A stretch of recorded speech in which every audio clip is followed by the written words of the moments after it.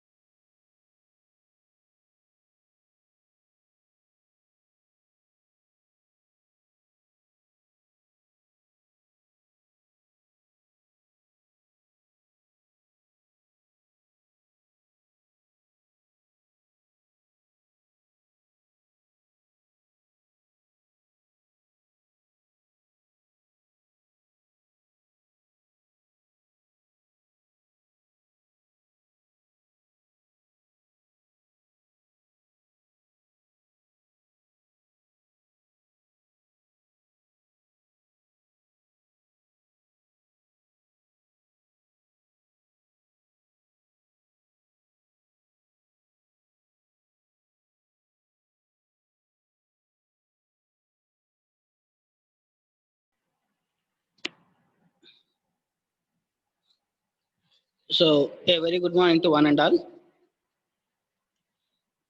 So, am I audible to you?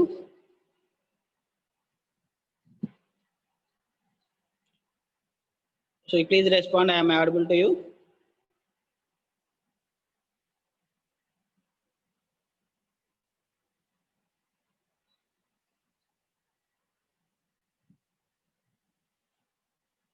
Right. Anyway, so again, once again, a very good morning to one and all. So, in the last class, so we already started some introduction part regarding of your gate drives. So, in the gate drives, we already started.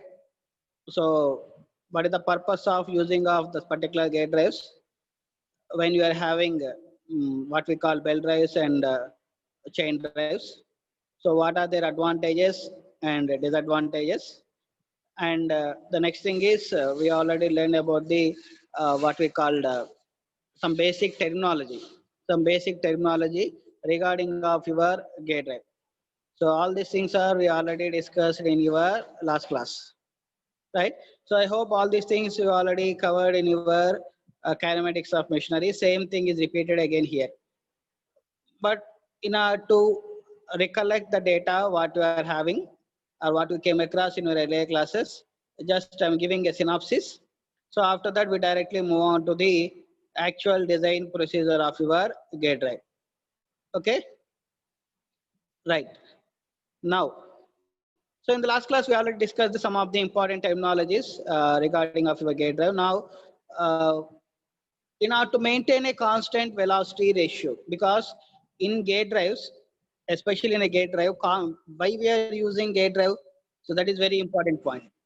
Why we are using this gate drive? So the main purpose of using of this gate drive is in order to maintain a constant velocity ratio. In order to maintain a constant velocity ratio. So how you supposed to maintain a constant velocity ratio? So there is a method.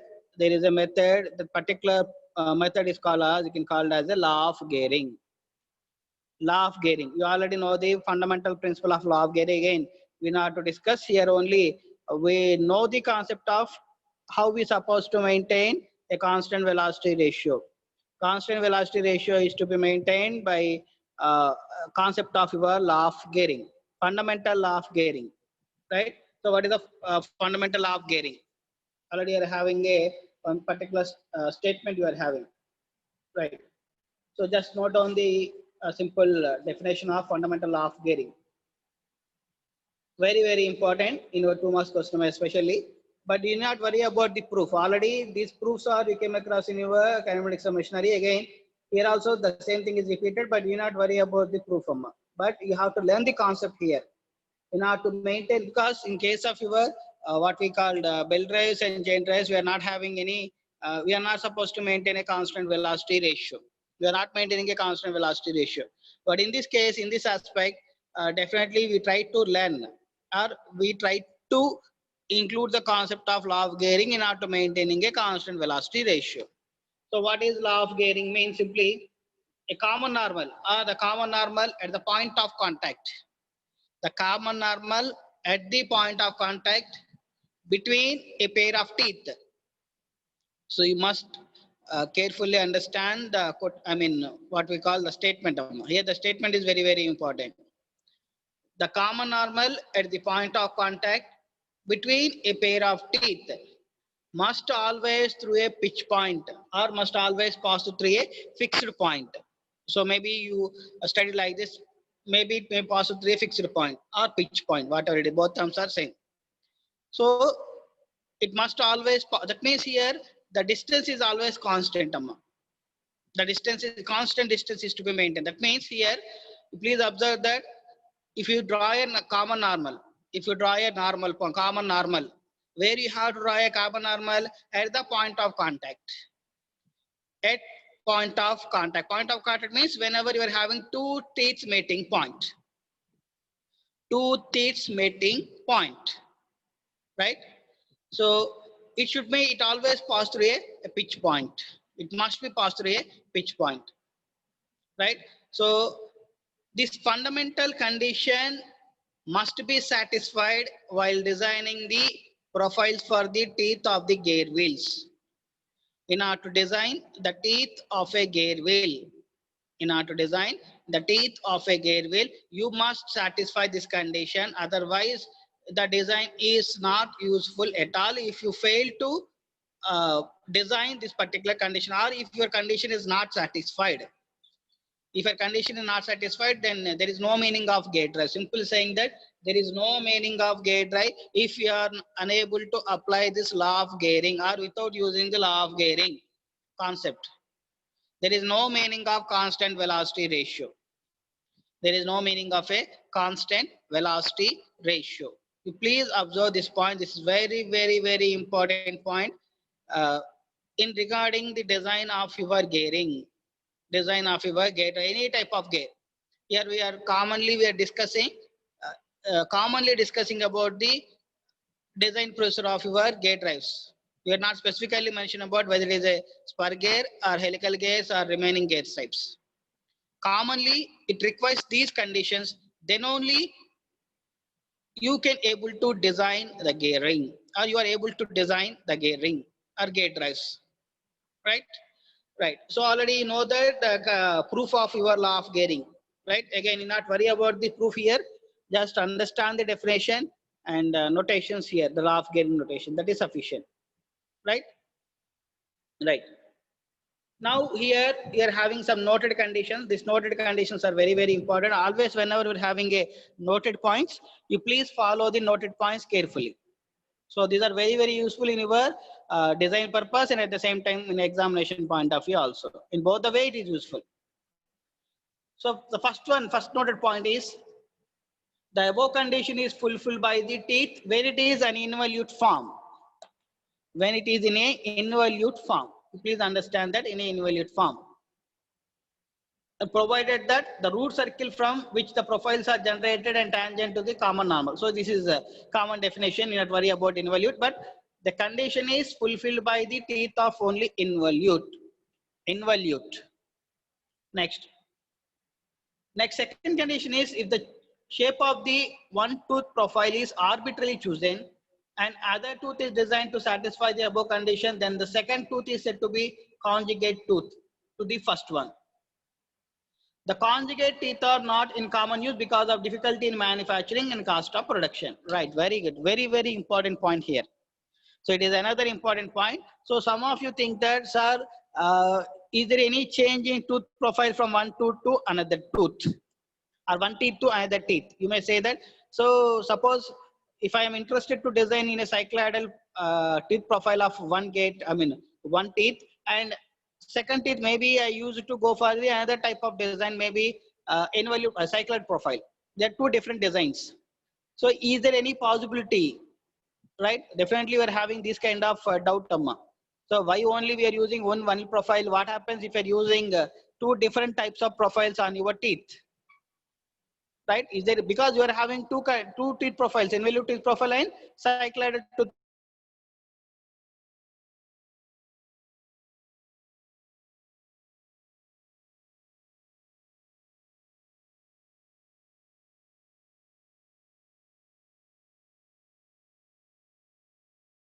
You can, but the thing is there is a difficulty.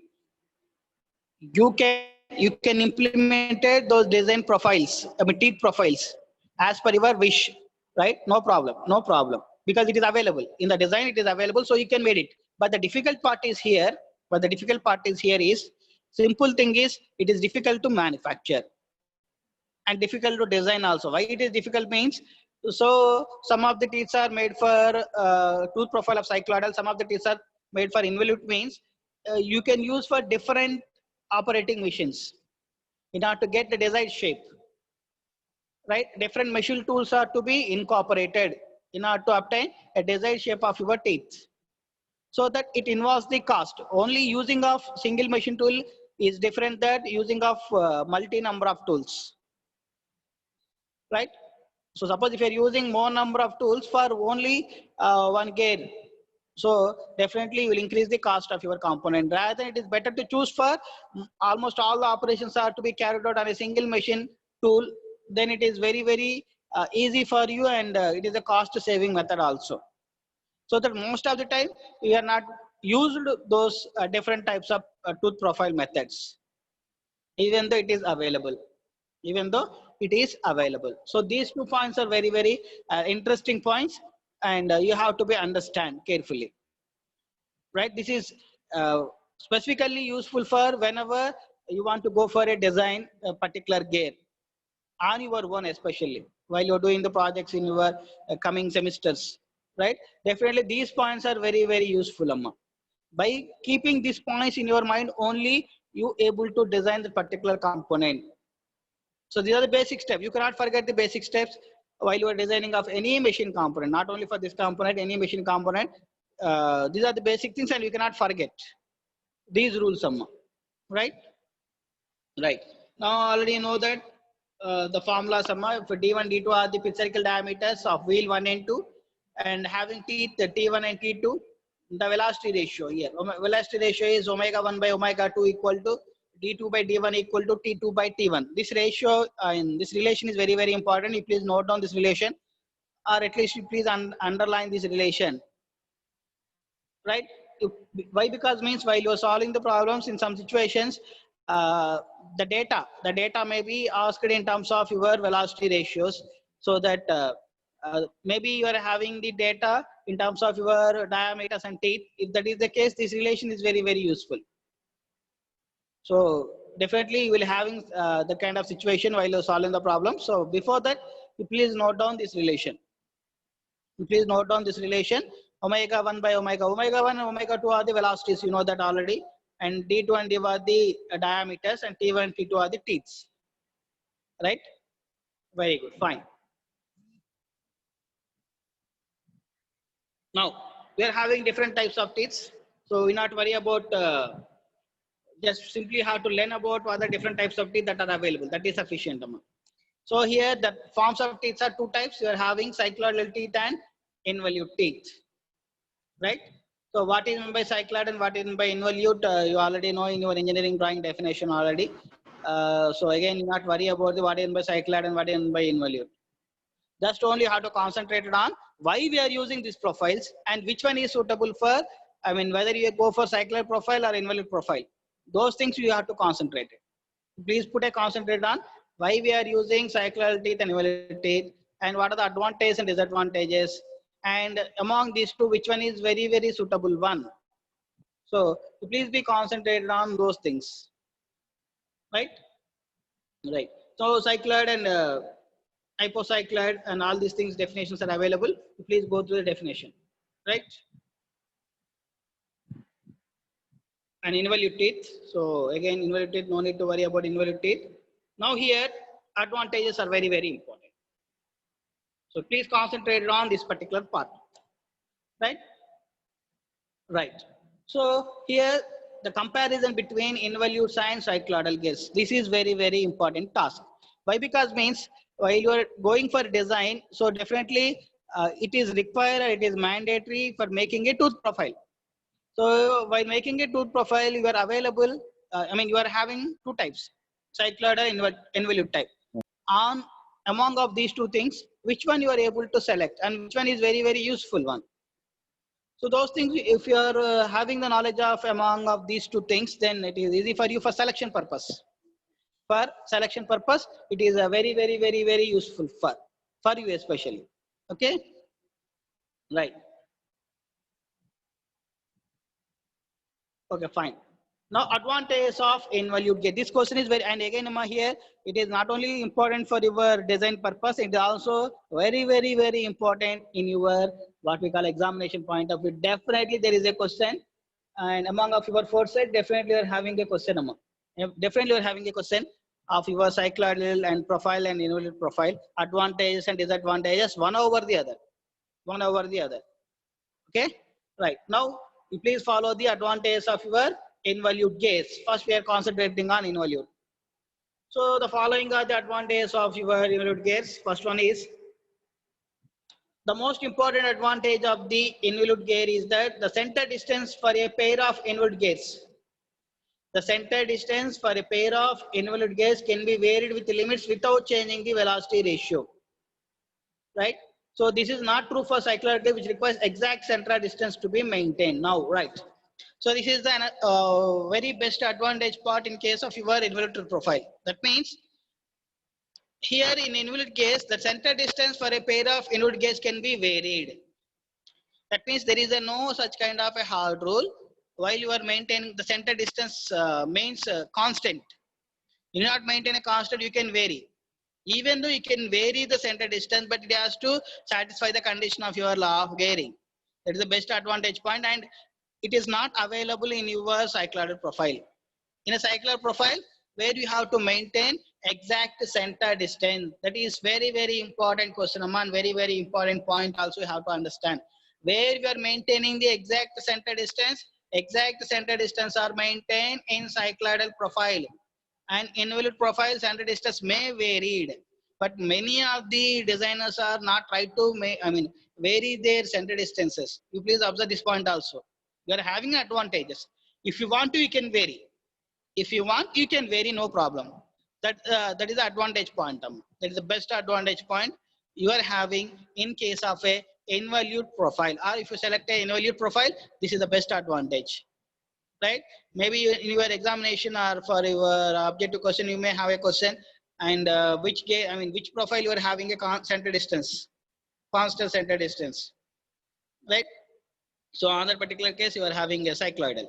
The answer is simply cycloidal. Constant center distance you have to maintain.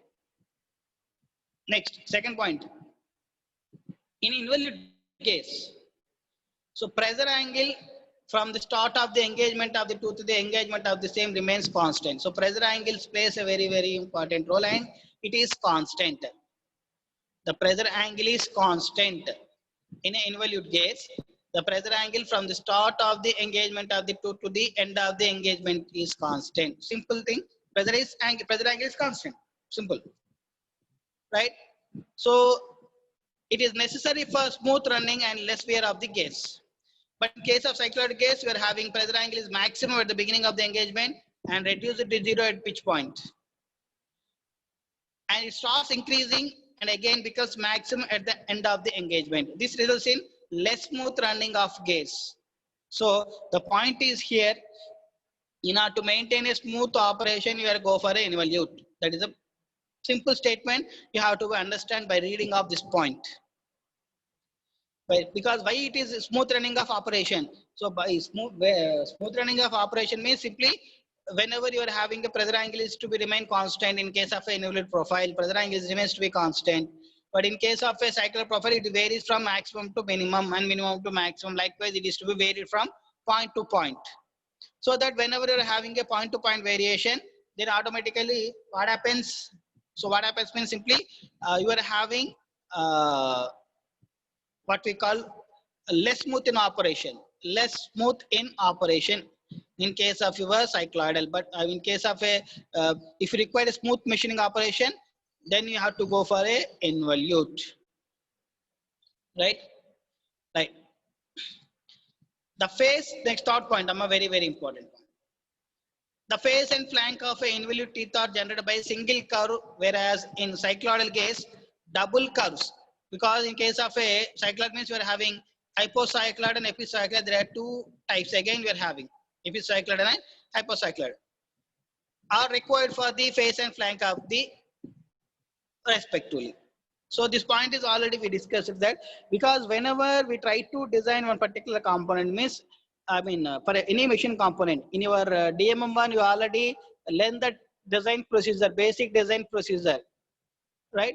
So in manufacturing considerations, you are having one point. So always you try to manufacture your part or try to perform the operations on a machine tool, single machine tool, if it is available. Don't go for the accuracy purpose or any other purpose. You have to go for multi number of operations. Multi number of machine tools.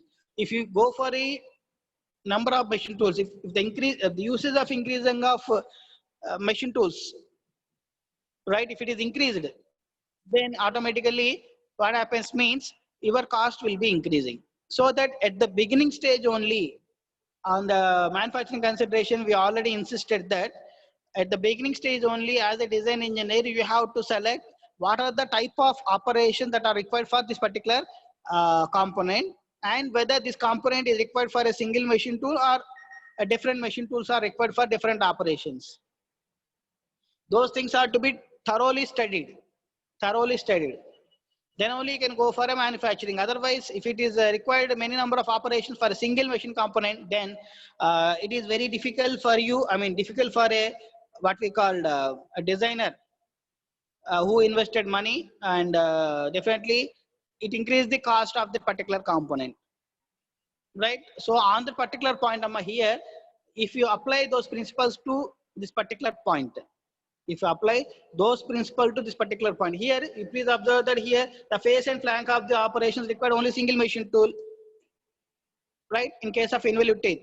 But in case of your cycloidal teeth, so definitely you are having cycloid and epicycloid and hypocycloid. That means already you observe the figure of hypocycloid and epicycloid, how difficult it is.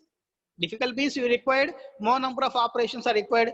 If you are having one number of operations means it requires more number of machines also. That means increase the cost of your component. It increases the cost of your component. So by keeping the point of cost, each and everything is very, very important while you are designing. It may, whether it is the material, whether it is the manufacturing, or whether it is any other thing. All things are to be considered while designing of any machine component, not only this, any machine component. Right. Next.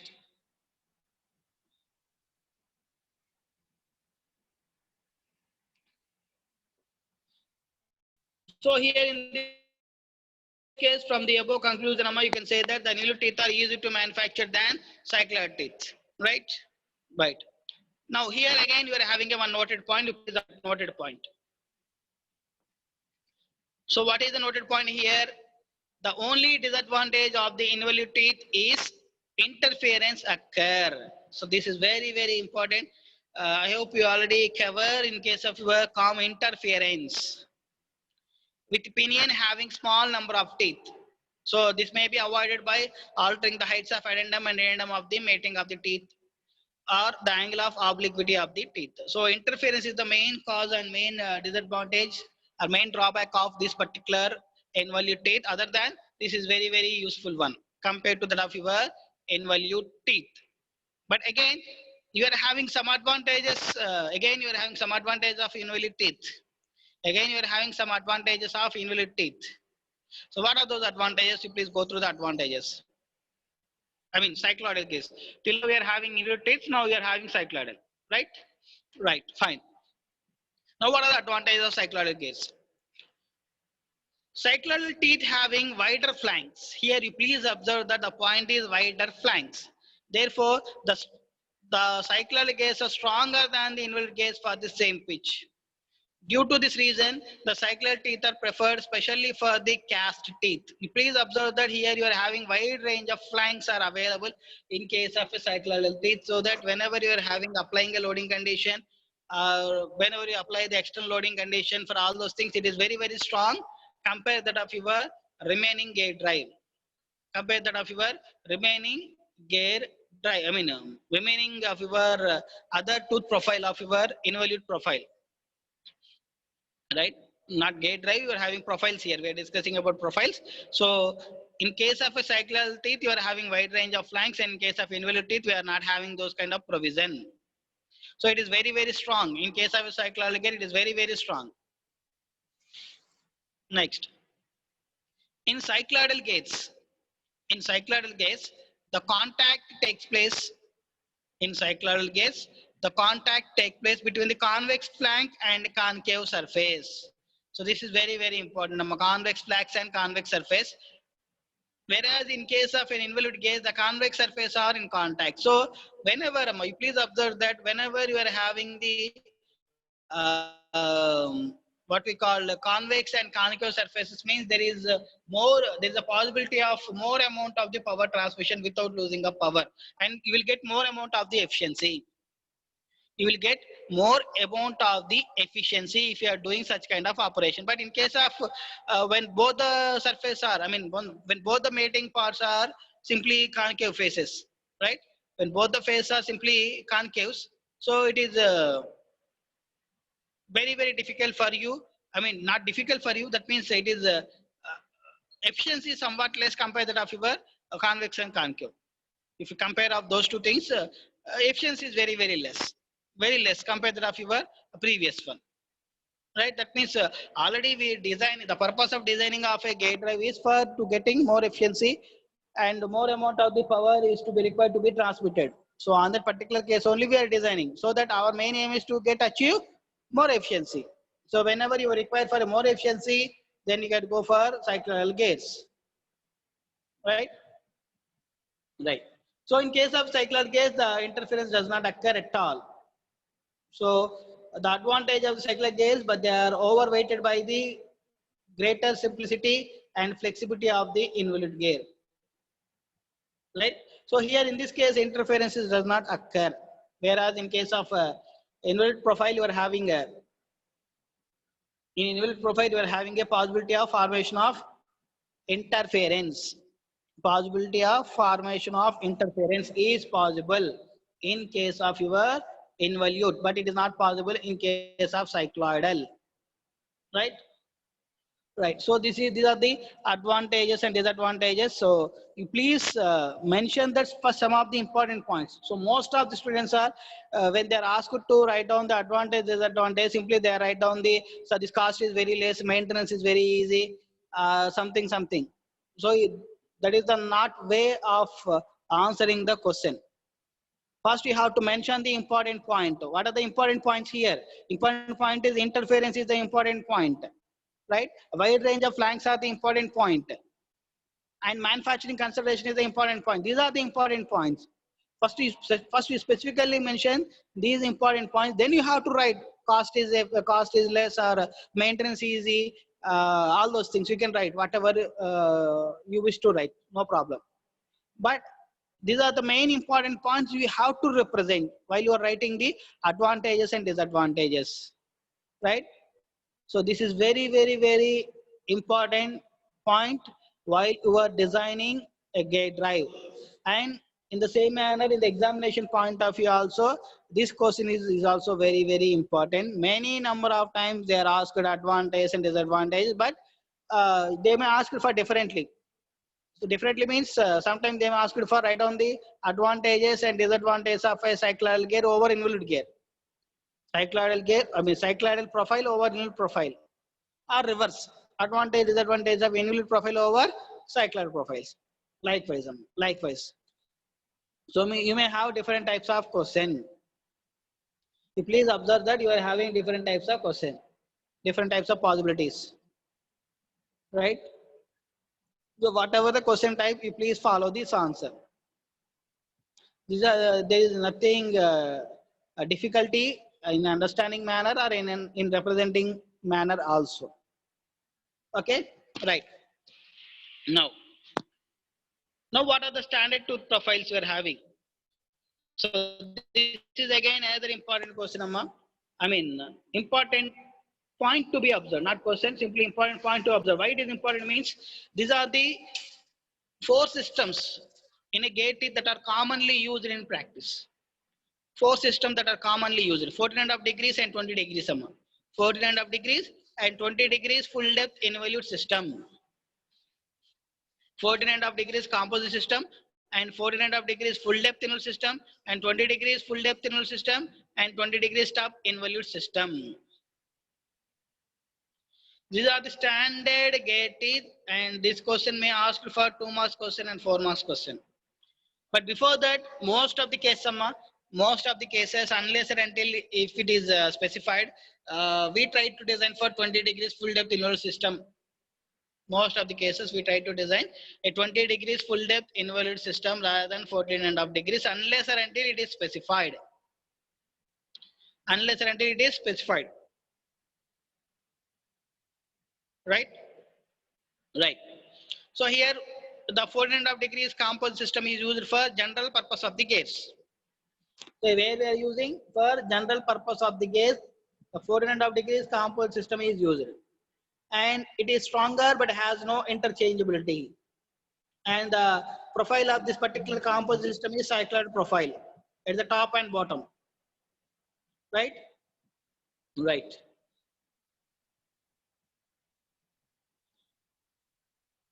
So next we can go for 20 degree system. In a 20 degree system, it may be cut by the hobbing operation, hobbing. And the increase of the pressure angle from 14.5 degrees to 20 degrees centigrade result in stronger tooth. Whenever if you are increasing the pressure angle means, then definitely you are having those teeth are very strong. Right? So that is sufficient in order to take the heavy loads. In order to take the heavy loads always. So I told you that you always prefer for 20 degrees full depth involute system. Why? Because means in order to take the more amount of the loads for more amount load means heavy loads. In order to obtain, in order to sustain heavy loads, heavy loading conditions. Okay, right, fine. Next.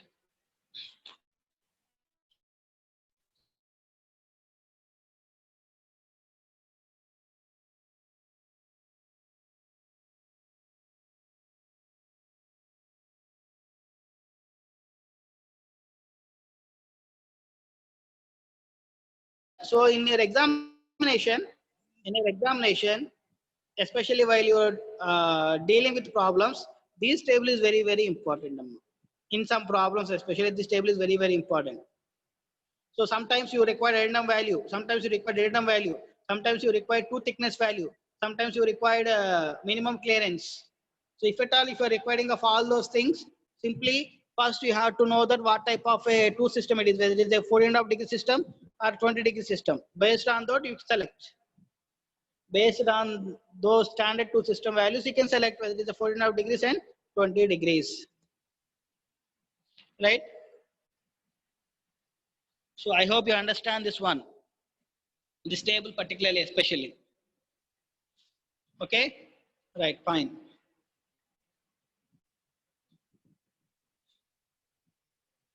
So interference, again, I'm not discussing this interference. Why? Because means I hope you already came across in your COM. So if at all, if you're having any doubt, you could please go for refer the COM textbook, right? So the next another important point.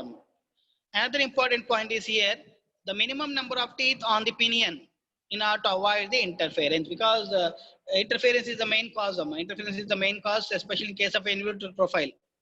So if at all, if you're having, there is possibility of happening of interference. So how you supposed to avoid it, and what is the minimum number of teeth? Those things we will discuss. Those things we'll discuss. See here.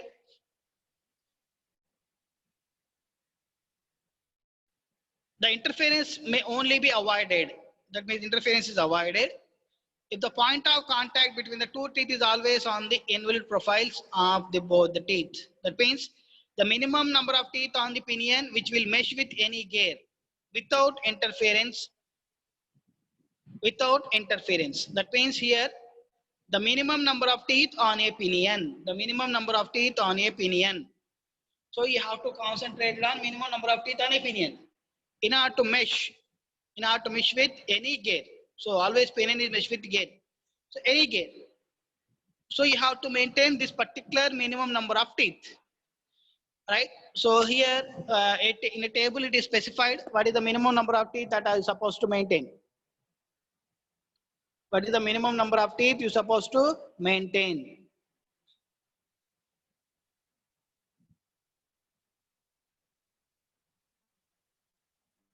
You please observe that. So it is a 14.5 degrees composite system. If it is a 14.5 degree system, the minimum number of teeth is 12. And if it is a 20 degrees full depth system, it is 18. So at least, so I'll tell you that you please having a data book with you is compulsory, because all these values are available. If at all it is not available, you have to remember at least 20 degrees full depth system. In some situations, you are having a situation that they provided the information of 20 degrees full depth system, but they are not provided the minimum number of teeth on pinion, because while you are designing of a gear, it is required to determine the number of teeth on pinion and gear.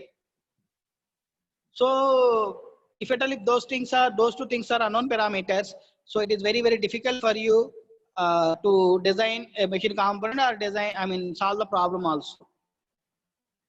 If that is the case, please remember that the minimum number of teeth on pinion is 18 for 20 degrees full depth involute system. This is very important. You please underline that. So if at all in an examination, if they're not mention the value or mention the gate to system, that means 20 degrees or 14.5 degrees. So you will assume that it is a 20 degrees full depth system and minimum number of teeth is 18. Once if you know the minimum number of teeth, and here you are having a formula, the number of teeth on pinion in order to avoid interference may be obtained from the following relation. Teeth on pinion equal to 2AW by G into square root of 1 plus 1 by G of 1 by G plus 2 of sin square phi minus 1. Sin square phi minus 1. So where AW is the fraction. So those values are available in your data book, no need to worry. And G is the gear ratio or velocity ratio. Gear ratio or velocity ratio. So you know the formula for velocity ratio, dg by dp equal to dg by dp, and phi is the pressure angle. Right? So by using the formula also you can calculate the minimum number of teeth on pinion. Or otherwise, if you know the standard system of gate tooth, suppose if you select 20 degrees full depth involute system, definitely the number of teeth on pinion should be 18. Right? Right.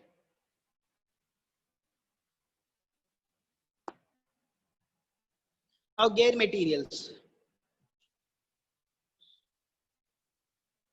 So normally the selection of materials, you already know that how you supposed to select a material, right? The selection of material is type of its application and its strength and operating conditions and service conditions. By keeping of those things in your mind, you can select a suitable material of your gear, right? So normally the gears are to be manufactured from metallic or non-metallic materials, right? Like your cast iron, steels, and bronze. The non-metal materials are wood and compressed paper and synthetic proteins. Are reducing the noise.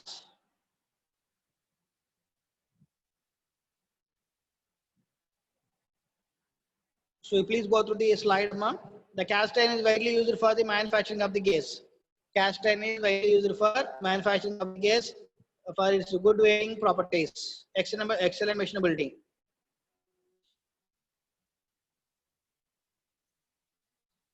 Right.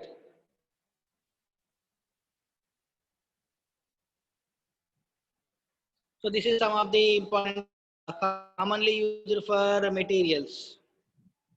So malleable cast iron, right? And you can observe that the Brinell hardness number and maximum tensile strength. So actually these table is useful for analysis purpose especially. Analysis purpose, this table is very, very useful one.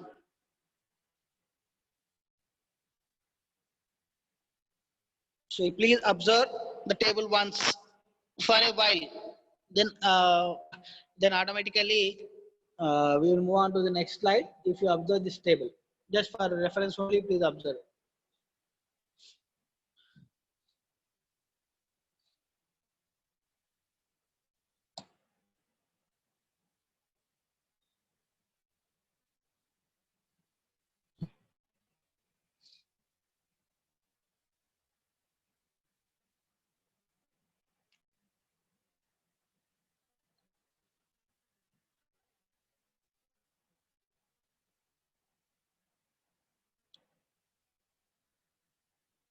Right. Now, very, very important. What are the design consideration of a gate drive? So this is very, very important question. Please be concentrated. So right here onwards, we directly move on to the design procedures step by step. Okay.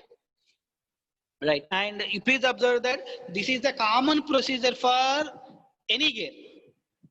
We are not discussing about the individual gear, a classification of gears. So if at all, if you are trying to design a gear drive, first you have to follow these conditions. Then after fulfill of this condition, then you can select whatever the type of gear drive according to your condition. It may be a what we call spur gear, it may be a helical gear, it may be a worm gear, whatever it is.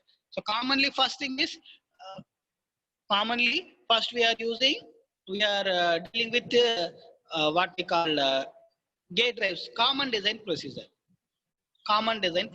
Okay, first one, the power is to be transmitted. That means how much amount of the power you supposed to transmitted. What is your requirement? What is your requirement? That is very, very important. So whether you have to go for a more amount of the power transmission or less amount of the power transmission, likewise, according to your situation, according to your requirement, you can select or you can judge that, right? So what amount of the power is to be required? So generally it is needed by the company. Company will provide specifications. Then as a design engineer, it is your duty to design according to your data that are provided by the customer or industrialist, whatever it is, right? Next, the speed of the driving gear. So how much amount of the speed you are operating, right? So how much amount of the speed you are operating. So that is also another important consideration. Next, velocity ratio. Velocity ratios and center distance. So velocity ratio should be maintained constant normally, and center distance. Center distance also plays a very, very important role, right? So, right. These are the just general data. So while you are designing of your gear drive, you must require this one. In addition to this point, you also required before designing of a gear drive as a design engineer, you have to be very much aware of that. What is the minimum number of teeth that you are required, and the next thing is module value and pitch values, and the next thing is velocity ratio, center distance. So these are the important data. Data means simply if you're having those values, then only it is easy for you to calculate whatever the required things. Next, the gate tool should have sufficient strength so that it will not fail under static loading or dynamic loading during normal running conditions. So that it is very, very important that the gear should have sufficient strength, because most of the gears are running in a dynamic operating condition. So that while it is in operating, if a loading is applied, if a load is applied, the gear is able to sustain that particular loading condition. The gear is able to sustain that particular condition, right? That means it is not supposed to break under any loading condition. It may be static loading condition or dynamic loading condition. Next, the gear tool should have wear characteristics so that life is satisfactory. So wear decides the life of your gear drive. Wear decides the life of a gear drive. That is very, very important. Right? Next.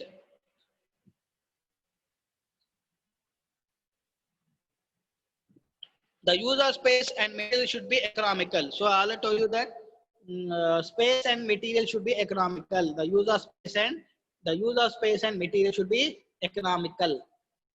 So the lubrication of the gear must be satisfactory. So whenever you are having in two gears in contact, so number of teeth on pinion and number of teeth on gear, whenever those two things are in contact, definitely you require lubrication. Definitely you require lubrication, right?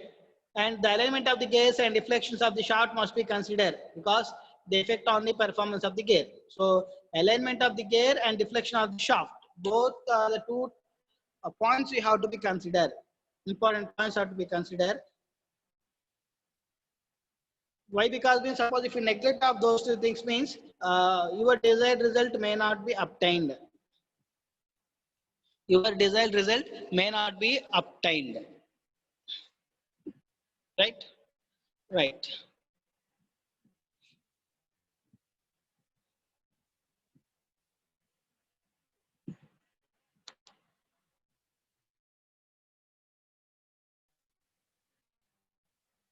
So while you are designing of a any gate drive, it may be a spark gate drive, helical gate drive, or bevel gate drive, whatever it is. So some important terms are very, very important. What are the important terms means beam strength and wear characteristics. Right, both are very, very important in your designing of a gate drive. So first of all, we try to discuss about the what is my beam strength. What is the beam strength of a gate teeth, and it is proposed by the Lewis. The scientist name is Lewis, so that the particular equation is called as the Lewis equation. The particular equation is called as a Lewis equation. Okay. So you please observe the figure, and after observing the figure, we'll try to write down a relation. We'll try to write down a relation. So which is very, very useful for you. Please observe the figure. So here the figure we are having, right?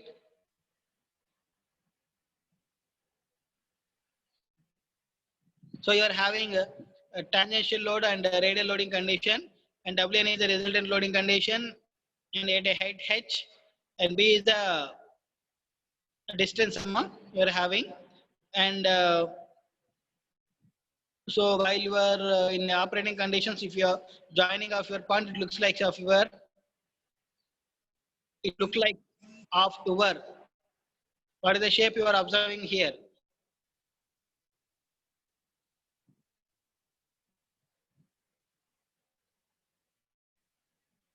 So anyway, you please don't worry about this derivation. So we will discuss. So it is not. I mean, we are at the end of this session, so that it is not completed within the stipulated time, this derivation, so that we are having what we call in beam strength, we are having some assumptions are there, and based on those assumptions we try to derive the equation. So what are those assumptions, and what are the derivations, and all those things we'll discuss in the Monday's class. In Monday's class, you please bring off your data book. Why? Because means in Monday class we try to discuss about the Spurgear design procedure. So you please note down the design procedure of Spurgear in your data book. If it is available, you please what we call put a tick mark, so that it is easy for you in your examination for verification purpose. For verification purpose only. Okay. Right. So anyway, thanks, Emma. Thank you very much, and thanks for your patience. Right. So you may please leave the hall.